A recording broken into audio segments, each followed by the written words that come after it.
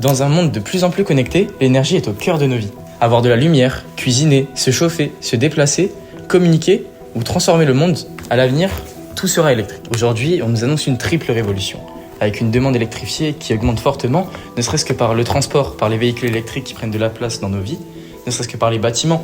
En effet, chacun d'entre nous se base sur une électricité conséquente pour se chauffer, pour manger. Cette forte demande nécessite une offre de production de plus en plus importante. L'énergie solaire, via les panneaux photovoltaïques ou encore l'éolien, permet de produire davantage d'électricité décarbonée. Cette offre est de plus en plus décentralisée.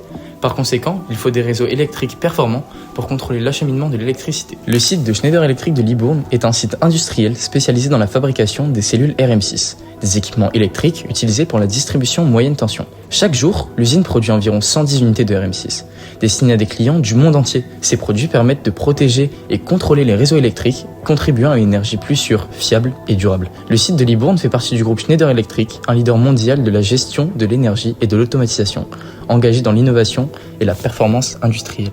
Le RM6 est modulaire et possède d'ailleurs 4 blocs. Dans un premier temps, il y a le disjoncteur. Il interrompt le passage du courant lors d'un défaut pour protéger l'équipement contre les dommages. Dans un deuxième temps, il y a un sectionneur. Il isole les parties spécifiques du système. Ensuite, nous avons un fusible. Il protège le système contre les surintensités. Et enfin, un interrupteur, c'est ce qui permet d'allumer et d'éteindre le courant électrique à la demande. Lors de notre visite à Schneider, nous avons pu assister à différentes étapes pour créer le RM6. Dans un premier temps, nous avons assisté à la soudure de la cuve. Ensuite, nous avons eu la chance de rencontrer Bolbot, le seul robot humanoïde d'Europe, qui permet l'assemblage des bobines de cuivre, des bols de terre et teste l'étanchéité dans une salle renfermée et isolée. Ensuite, nous avons pu assister au remplissage du RM6. En fonction de la demande des clients, il y a 3 types de configurations, soit disjoncteur, soit fusible, soit disjoncteur fusible. Ensuite, on a vu la soudure du couvercle pour la fermeture de la cuve, pour permettre l'isolation. Nous avons pu voir les techniciens travailler à la vérification des soudures avec du gaz, ici de l'hydrogène. Le RM6 est ensuite rempli de SF6, un gaz très dangereux et nocif